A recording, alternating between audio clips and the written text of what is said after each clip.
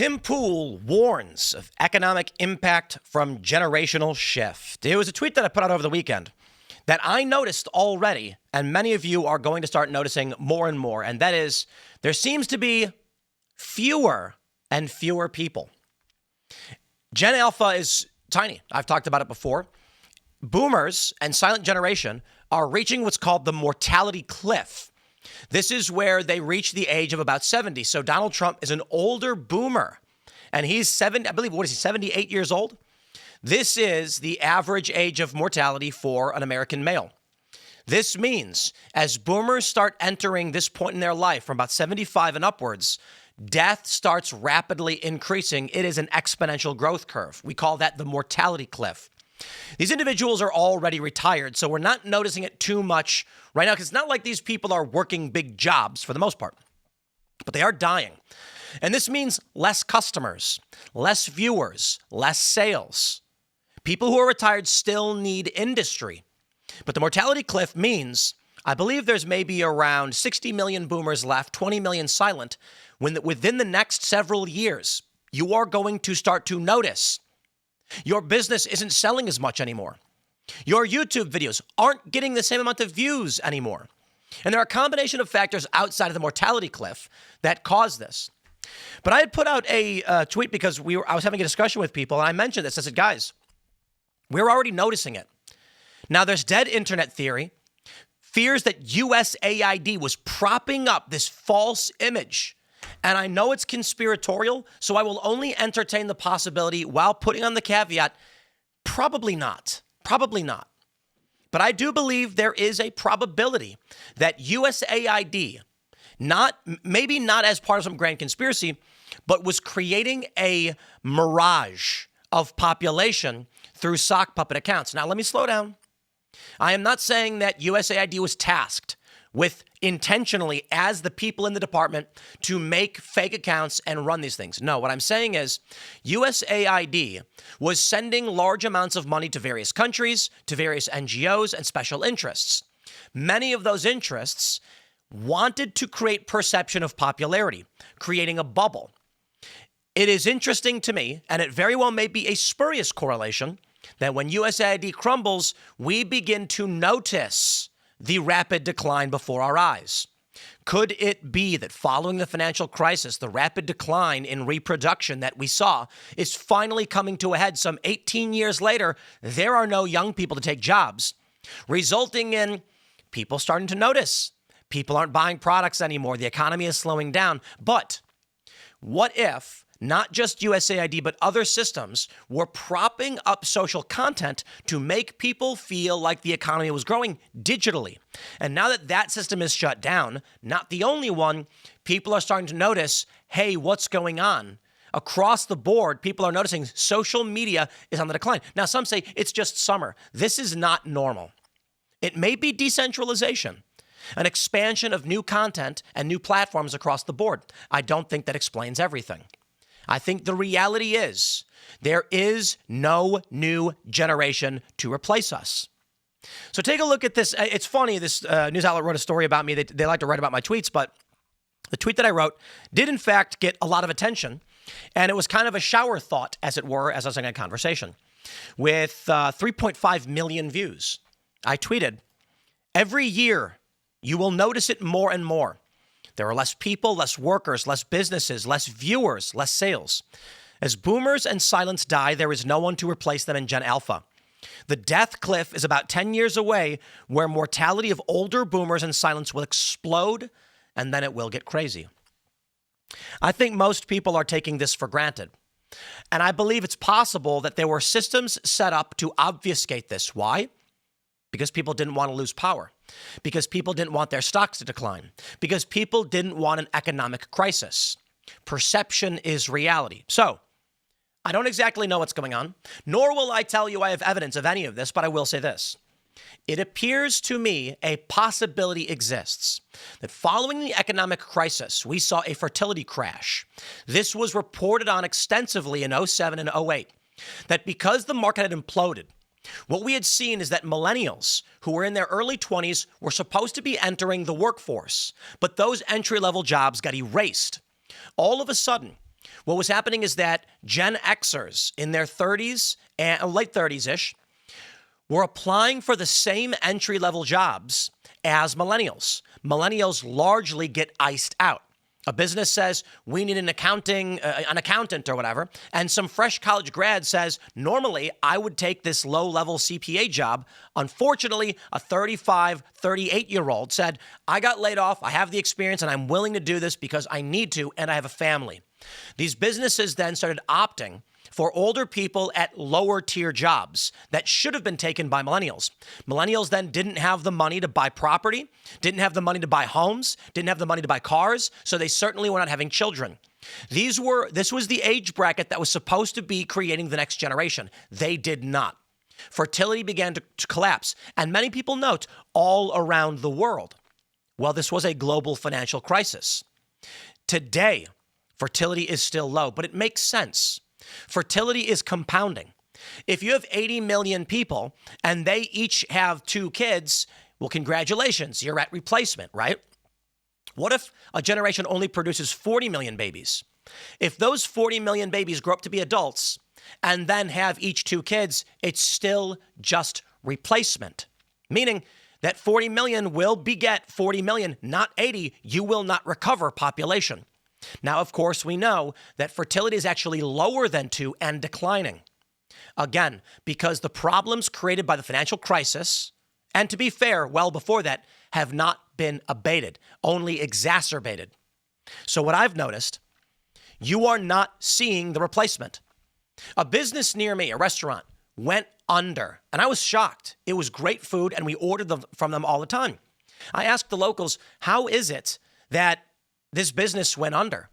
And they told me they couldn't find any employees. And now you know where Democrats are coming from. When Joe Biden said, smuggle young people into the country, we saw them flying illegal immigrant children on planes. When they opened the borders and said, bring everybody in, they were saying, we desperately need to boost population by any means necessary, even sacrificing your own culture. Now, that wasn't going to solve the problem. It was a desperate bid, and I imagine it's a one-for-one. Sure, you might get more workers, but at what expense?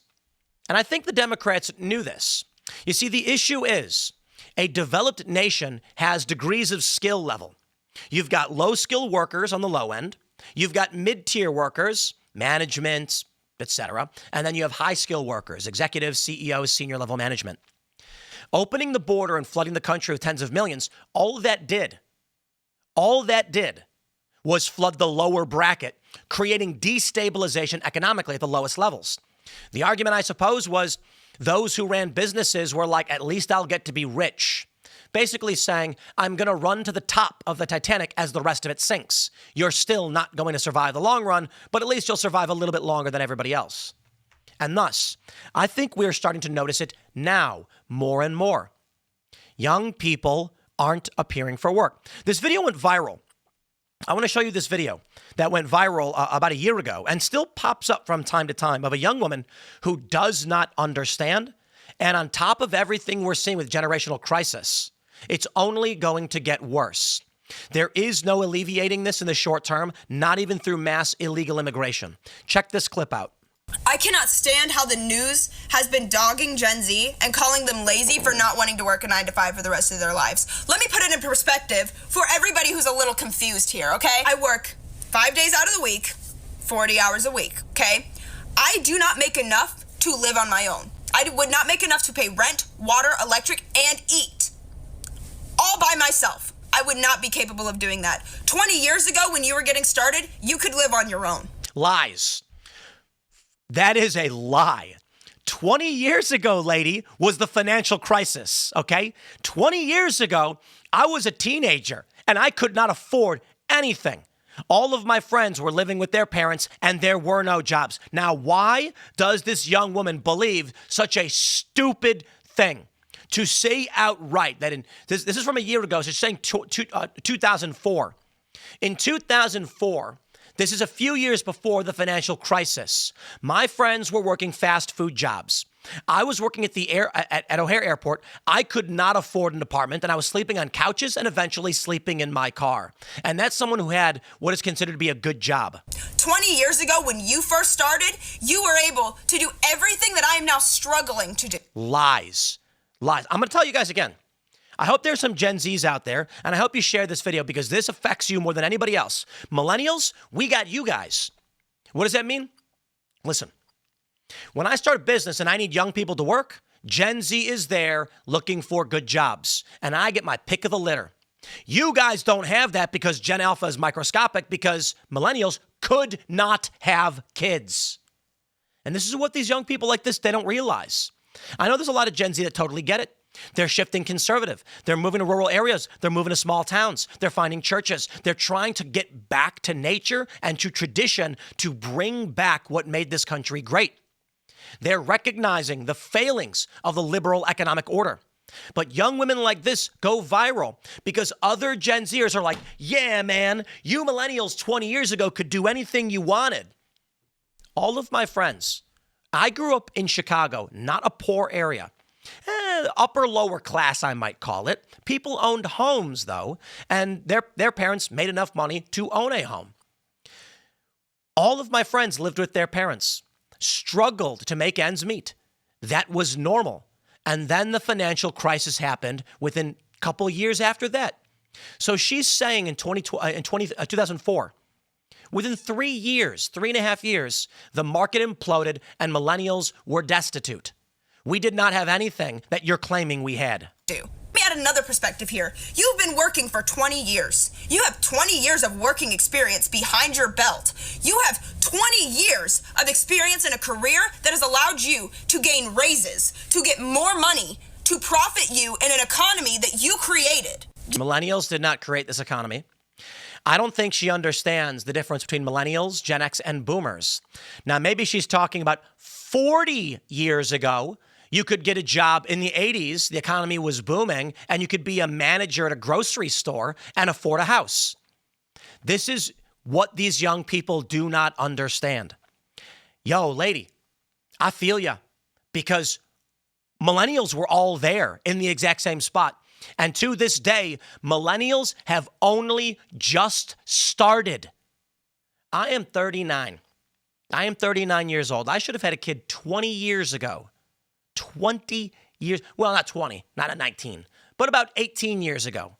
When the financial markets crashed and the system imploded, it was supposed to be me that was starting my family. How am I supposed to do that sleeping on a floor or sleeping in a car? It wasn't that I didn't want to, it's that the opportunity didn't exist. There was no point at which I thought, today, I'm going to focus on family. No, it was, where am I sleeping? You know what I would do when I worked at O'Hare? This is the secret. You'd sleep in the pilot's lounge. You'd work a double shift, 16 hours a day, because you barely made any money. And they tax you to oblivion. And then at 10:30, 11, they do Mando, they call it. It's overtime. If you work the night shift, it always happened. We'd go in the pilot's lounge. There'd be a couple recliners, and we'd fall asleep. And you know what? The pilots, they were pretty cool about it. So long as when they got it in the morning, you weren't bothering them or in their way, nobody batted an eye. And me and a couple of the guys would be sitting in recliners. We'd pass out. Why? Because we ended work at 11 and we had to be at work at 5:30 in the morning. We'd wake right back up and get back to a 16-hour shift where we would take home $100 for the day. And we would do that as often as we could to try and pay our rent, and we still could not afford anything. I got lucky. I got to sleep. Eventually, some guy, he let me sleep in his basement. That's what it was like. You can sit here and you can call Gen Z lazy all you want, but I've been working my tail end off just to barely make it by. And respectfully, I don't want to do that for the rest of my life. I don't want to work my tail end off, wasting all of my life working just to barely be able to pay my bills. You know what's really funny is I also pulled up on ChatGPT to compare this. Monthly expenses estimated in 2005 for an 18-year-old is $2,300. Monthly expenses in 2025 for an 18-year-old is $2,750 to $2,800. That is, if you expect to live at the same standard, meaning with your parents. The point is, when I was 18, the amount of money I needed to be able to live, assuming I was living at home with my parents, and I wasn't, was $2,300, and I didn't make that much. Even working for an airline with a union job. So I ask this. Why do you think young people feel this way? I don't know. But I'm going to tell you this. And I hope all the Gen Z kids hear this and understand what this means. When you guys are getting older, there will not be a younger generation to provide work and labor for you. Good luck. I'll put it this way. Gen Z, you are not going to convince a millennial to make you a cheeseburger. It's not going to happen. The 30 and 40-year-old millennial is already advanced well beyond that. Some of them, of course, people always work lower tier jobs. People will work where they need it. Some Gen Z will take off, but I'm talking about generalities. Millennials struggled, and we couldn't find work. The economic crisis destroyed everything, and the COVID crisis didn't make anything better. Millennials are only slowly just now starting to have kids, 20 years too late. And this means something really, really bad for all of Gen Z. It means this. When we finally reached our 30s and we wanted to go have a burger or an ice cream cone, there were Gen Z kids who needed that job. When I go shopping at Walmart, you young lady Kat, your name is, you are there working at Walmart. Because I am not going to work at Walmart. You don't want to work at Walmart, but I've got experience and skills which allow me to get different jobs that make more money and are considered more valuable. Now, Gen Z, the bad news for you. The likelihood on average of the Gen Z generation hiring a millennial to work entry-level jobs in their business is low, but that's always been the case. Older generations typically hire younger generations. Younger generations develop skills and then inherit these businesses, these enterprises. That's not going to happen for Gen Z because there's more Gen Z than Gen Alpha. So Gen Z is going to be looking to start businesses and find means of making money. But the labor doesn't exist. And this is what socialists and communists do not ever understand. It is the collective labor that makes something possible, that makes this way of life possible. So when you young ladies say, I don't want to work for the rest of my life for nothing, go tell your ancestors 200 years ago that, because they woke up at 6 a.m. and went to bed at midnight, working every single day to survive, and that was existence. There is this myth of the peasants that got 6 months of vacation. When it wasn't time to harvest the crops, they did nothing, and they played their lutes and danced around. No, they worked all day, every day. They feared wild animals. They feared barbarians and savages who would ransack their property and take whatever they wanted. So now what's going to happen is a return to the mean. With the population decline, there's going to be less food, less enterprise, less business, and you are going to have to rely on yourself more and more. I hope you all realize this. For the boomers, right now we're already experiencing this. Boomers, too, need young people to work these jobs. And Kat, who is a Gen Z, probably in her early 20s, because I'm not gonna average out and say she's the oldest of Gen Z. She's saying, all right, I don't want to work at Walmart anymore. Here's the bad news. The businesses that exist don't need that many managers. They do need burger flippers. Now, normally what happens as population grows is that you, Kat, would actually start your own grocery store or your own burger joint. And you'd say, I have made myself my own boss. You'd go to a local area, you go to a bank and say, this area is growing. Look at all these housing developments that have popped up. More and more people are coming and they want burgers. I worked at a burger restaurant for 5 years and then I eventually became the manager. Here's what I'm going to do. The bank says, we'll give you a loan. You buy a property, you start a burger restaurant, you're in your late 20s, you got a wife and a kid, it's your new enterprise. You hire a bunch of Gen Alpha who need jobs. That's not going to happen. You know why? Because there is no Gen Alpha. Because Gen Alpha is half the size of Gen Z. So Gen Z is now entering their late 20s. They're going to these banks. It's all figurative, by the way, saying, I want to open a business. They say, find an area of economic development. And they go, there aren't any. This means Gen Z are competing for scraps. Those that actually do open their businesses say, I can't find anyone to work. There aren't enough young people. The demand isn't there. The workers aren't there. And so I'll go back to my original tweet. You will notice it more and more. Now, what does that mean for me or for you or for anybody else? As more and more people go on social media and start producing content, it is going to be a battle royale for scraps. Shows like Timcast IRL can't survive.